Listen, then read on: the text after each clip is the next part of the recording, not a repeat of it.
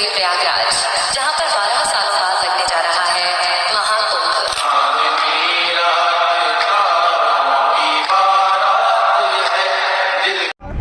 Hello hi नमस्कार, welcome back to सुनेंद्रीज mom life channel. Hope करती हूँ कि आप सभी लोग अच्छे होंगे और अच्छा रहना भी चाहिए।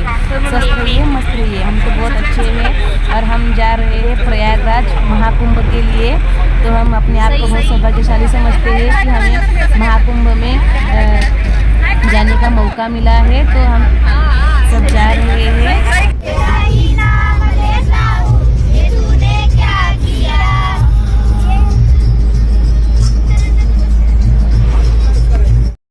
भारत का सबसे बड़ा और पवित्र धार्मिक मेला है ये महाकुंभ।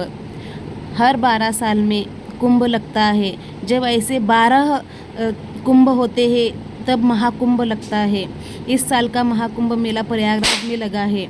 यह मेला 13 जनवरी से शुरू हुआ था और अब ये 26 फरवरी तक महाशिवरात्रि तक चलेगा।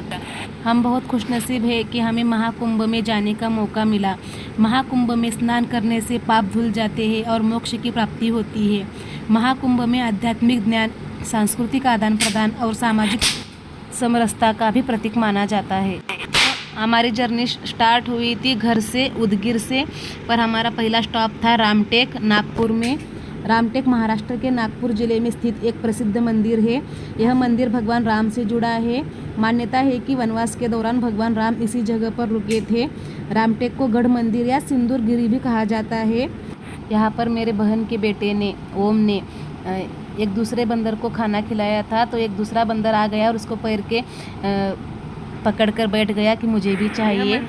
यह मंदिर एक छोटी पहाड़ी पर बना है। इस मंदिर में सिर्फ पत्थरों से यही मंदिर बना है। इस मंदिर के परिसर में एक तालाब भी है। रामनवमी के दिन इस मंदिर में आसपास मेला लगता है। रामटेक में भगवान राम का एक ऐतिहासिक मंदिर है। ऐसा माना जाता है कि रामटेक वह स्थान है जहां भगवान राम ने वनवास के दौरान विश्राम किया था, इसलिए इसका नाम रामटेक पड़ा। हिंदू पौराणिक कथाओं के अनुसार हिंदू ऋषि अगस्त का आश्रम भी यही है।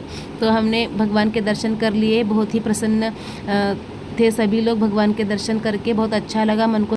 वनवास के दौरान प्रभु श्री राम इस पवित्र स्थान पर 4 महीने तक रुके थे। महर्षि अगस्त्य मुनि के आश्रम में रहने की भी मान्यता यहीं पर है। यहीं पर प्रभु श्री राम ने कई शस्त्र ज्ञान भी अर्जित करने की मान्यता है। मान्यता यह भी है कि प्रभु श्री राम ने अन्य ऋषि मुनियों से भेंट करने से उनसे संभाषण व दर्शन करने का सुख भी दिया था। इस पहाड़ी पर मंदिर की पूर्व से सुर नदी बहती है, जो आज खिंडसी जलाशय के नाम से विख्यात है। दूर दूर से आज पर्यटक यहाँ पर आते हैं। तो बहुत भीड़ थी, हम भी गए थे तो बहुत भीड़ थी, बहुत सारे लोग आए थे। और जो प्रयागराज के लिए निकले थे, जिनका रूट यहीं से था, तो यहाँ पर आकर दर्शन कर कर ही जा रहे थे। रामटेक में दिगंबर जैन मंदिर भी है, जिसका निर्माण 17वीं शताब्दी के दौरान जैनियों के द्वारा दिगंबर संप्रदाय द्वारा किया गया था, जो भगवान महावीर के अनुयायी थे। यह मंदिर जैन धर्म का एक महत्वपूर्ण केंद्र और महाराष्ट्र के सबसे पुराने जैन मंदिरों में से एक है। यहाँ पर देश भर से जैन धर्म के लोग आते हैं। तो यहाँ पर जैन धर्म के बहुत सारे लोग आए थे, तो हमने भी इस मंदिर के दर्शन किए हैं। यहाँ के जैन मंदिर में भारत भर से जो जैन धर्म के अनुयायी हैं वो यहाँ पर आते हैं। भगवान शांतिनाथ जी की मूर्ति मनमोहक है। यहाँ पर यह चतुर्थ काल की है और पीले पत्थर में 13 फीट 5 इंच ऊंची नक्काशी की गई है। यह खड़ी मुद्रा में है। कहा जाता है कि श्री रामचंद्र इस स्थान पर आए थे। रामटेक के खूबसूरत जंगल का उल्लेख महाकवि कालिदास ने अपने प्रसिद्ध ग्रंथ मेघदूत में किया है। यहाँ पर वार्षिक मेला भी लगता है। श्री 1008 शांतिनाथ दिगंबर जैन मंदिर बहुत ही खूबसूरत था। यहाँ का वातावरण बहुत ही शांतिपूर्ण था। बहुत ही अच्छा परिसर है, बहुत ही स्वच्छ परिसर है और बहुत अच्छे से इसे रखा गया है। तो यहाँ पर जैन लोगों के भी आते हैं और दूसरे लोगों के भी श्रद्धालु आते हैं। तो बहुत अच्छा लगा हमें आकर। हम सभी को रामटेक में राम जी के दर्शन करके बहुत अच्छा लगा और जैन मंदिरों के दर्शन करके भी बहुत अच्छा लगा। तो हम निकले थे दोपहर में। तो हम सुबह तक यहाँ पर आए थे और यहाँ पर हमने आके सभी भगवान के दर्शन किए। तो अब हम यहाँ से जाएंगे प्रयागराज के लिए। तो अगली सुबह हम प्रयागराज पहुँचे थे। प्रयागराज में महाकुंभ इसलिए लगता है क्योंकि यहाँ गंगा, यमुना और सरस्वती नदियों का संगम होता है। पौराणिक कथाओं के मुताबिक भगवान विष्णु अमृत से भरा कुंभ लेकर जा रहे थे, तभी असुरों से छीना झपटी में अमृत की 4 बूंदें धरती पर गिरी थी। ये बूंदें प्रयाग, हरिद्वार, नासिक और उज्जैन में गिरी थी, इसलिए इन जगहों पर पवित्र माना गया है और यहाँ पर कुंभ मेले का आयोजन किया जाता है। तो अगला कुंभ नासिक में है, तो वहाँ भी हम जाएंगे। तो यहाँ पर हम पहुँच गए हैं प्रयागराज में। तो हमारी गाड़ी को बाहर ही रोका गया था। अब हम यहाँ से जा रहे हैं ई रिक्शा से। तो ये देखिए 2 ऑटो ले लिए हैं हमने। तो अभी हम यहाँ से जाएंगे संगम पर। संगम पर जाकर हम पवित्र डुबकी लगाएंगे।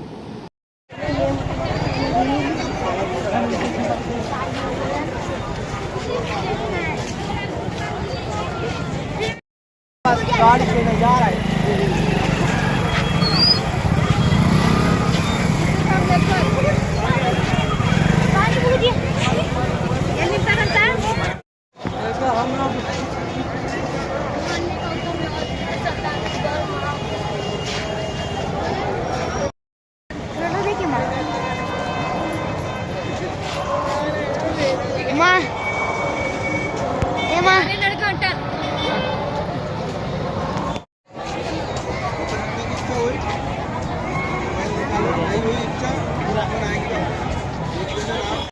तो यहाँ पर अरेल घाट पर हमें उतारा गया था।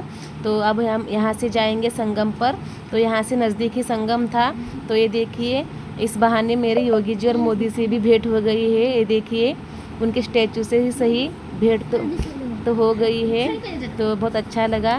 तो बहुत अच्छा आयोजन है, मोदी जी और योगी जी, बहुत अच्छा लगा हमें आकर। तो खुशनसीब है, प्रयाग में आए हैं।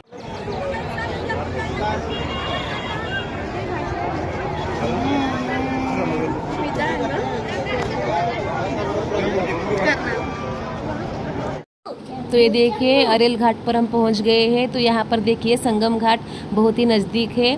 तो यहाँ से हम संगम घाट पर जाएंगे और कुंभ स्नान करेंगे। तो यहाँ पर वीवीआईपी का मूवमेंट भी था। ये देखिए, सभी गाड़ियाँ ठहरी थी। तो यहीं से संगम घाट नज़दीक है, इसलिए यहाँ पर बहुत भीड़ थी। तो प्रयागराज के त्रिवेणी संगम पर आयोजित कुंभ मेला देश ही नहीं बल्कि दुनिया भर में प्रसिद्ध है। यहाँ पर दुनिया भर के सभी लोग आए थे। मान्यता है कि जो कोई भी व्यक्ति इन तीनों नदियों के संगम में शाही स्नान करता है, उसे मोक्ष मिलता है। धार्मिक मान्यता है कि महाकुंभ में शाही स्नान का पुण्य व्यक्ति को लंबे समय तक लाभ देता है। इसका वैज्ञानिक भी कारण है। वैज्ञानिकों के अनुसार त्रिवेणी संगम का पवित्र जल कई जैविक और औषधीय गुणों से भरपूर होता है, तो इसलिए भी ये बहुत ही महत्वपूर्ण है। तो इस वर्ष का महाकुंभ विशेष रूप से महत्वपूर्ण है क्योंकि यह दुर्लभ खगोलीय घटनाओं से युक्त है, जो हर 144 वर्ष में एक बार घटित होती है, जिससे इसका आध्यात्मिक महत्व बढ़ जाता है। तीर्थयात्रियों की अभूतपूर्व संख्या इसमें शामिल हुई थी। करोड़ों लोग इसमें कुंभ में डुबकी लगाकर गए हैं और हम भी खुशनसीब है कि हमें भी डुबकी लगाने का सौभाग्य प्राप्त हुआ है। याद रहे, कुंभ स्नान में हम शरीर की मैल को दूर करने के लिए नहीं बल्कि मन की मैल को दूर करने के लिए स्नान करते हैं। महाकुंभ में डुबकी लगाने से पहले अपने हाथों में कुंभ के जल को ले और यह संकल्प ले और अपने पापों का प्रायश्चित करें। महाकुंभ में बहुत डुबकियाँ लगाई जाती है, जिनके हिसाब से यह बताया गया है कि जो वैवाहिक बंधन में बंधे हैं वो 5 डुबकियाँ ले। तो यहाँ पर मैं और मेरे हस्बैंड और यहाँ देखिए शिव भी खड़ा है। तो हम अब सभी लोग डुबकी लगाएंगे। तो सबसे पहले हमने सूरज भगवान को जल चढ़ाया। माँ गंगा, यमुना, सरस्वती से मैंने प्रार्थना की कि हमें भी अपने जल में आने दीजिए। फिर हम जल में गए और अब यहाँ पर हम डुबकी लगाएंगे। तो आज है महाशिवरात्रि। आप सभी को महाशिवरात्रि की बहुत बहुत शुभकामनाएं। तो आधा वीडियो मैंने कल एडिट किया था, तो बाकी का आज कर रही हूँ। तो आज महाशिवरात्रि है, तो आप सभी को बहुत बहुत शुभकामनाएं। माँ यमुना, गंगा, सरस्वती से यही मांगती हूँ, जिसका हाथ पकड़कर मैं इस कुंभ स्नान में आई हूँ वो हाथ मेरे साथ हमेशा रहे। तो यहाँ पर मेरे हस्बैंड जी मेरी मांग भर रहे हैं। तो हमने डुबकी लगा ली है। तो वीडियो इधर उधर हो गए हैं थोड़ा, तो यहाँ पर उन्होंने मेरी मांग भरी है, तो यह मांग हमेशा भरी रहे और ये हाथ मेरे हाथ में सदा रहे, बस यही मांगती हूँ मैं माँ गंगा से, यमुना से और सरस्वती जी से। डुबकी पिया के नाम लगाऊं, उनके जीवन की बाधाएं गंगे मैया हरो रे। ये जो अनुभव था, ये जो डुबकी थी, मेरे जीवन की सबसे अच्छे पलों में से एक थे और ख़ास पल थे। तो मैंने बहुत खुशनसीब समझती हूँ कि मेरे हाथों में मेरे भगवान का हाथ है और उनके साथ मैं डुबकी लगा रही हूँ। बस मैया यह हाथ मेरे साथ हमेशा रहे। तो यहाँ पर हमारे स्नान अच्छे से हो गए हैं, तो हम दोनों ने अच्छे से स्नान कर लिए हैं। तो यहाँ पर हमें बहुत अच्छी वीडियो निकालने थे, रील्स निकालने थे, पर यहाँ पर अचानक से शिव की तबीयत बहुत ज़्यादा ख़राब हो गई, उसे हमें इमरजेंसी में हॉस्पिटल लेकर जाना पड़ा। तो इसके बाद वीडियो नहीं निकाल पाई मैं। तो आपको आज का वीडियो कैसा लगा प्लीज़ कमेंट कर बताइएगा। अगर आपको मेरा आज का वीडियो पसंद आता है तो लाइक शेयर कमेंट करिए। अगर चैनल पर नए हो तो चैनल को सब्सक्राइब करिए, तो प्लीज़ चैनल को सब्सक्राइब करिएगा। तो यहाँ पर मेरी बहन और मेरे जीजाजी स्नान कर रहे हैं साथ में। तो हम जो सब लोग गए थे, हम सभी लोगों ने स्नान कर लिए हैं। तो यहाँ पर देखिए शिव अच्छा खासा खेल रहा था, इसके बाद उसकी तबीयत बिगड़ी थी। तो गंगा मैया ने सब कुछ अच्छे से हमें घर पर भेज दिया है। बस यही गंगा मैया हमारे ऊपर कोई आँच नहीं आने दिया। तो इसके बाद हम गए थे काशी, अयोध्या, उज्जैन और ओमकारेश्वर और शेगांव। तो एक वीडियो में सभी कुछ दिखाना संभव नहीं था, इसलिए मैं अलग अलग पार्ट बनाऊंगी। ये प्रयागराज का पहला पार्ट होगा, अगले पार्ट में मैं आपको काशी और अयोध्या के दर्शन कराऊंगी।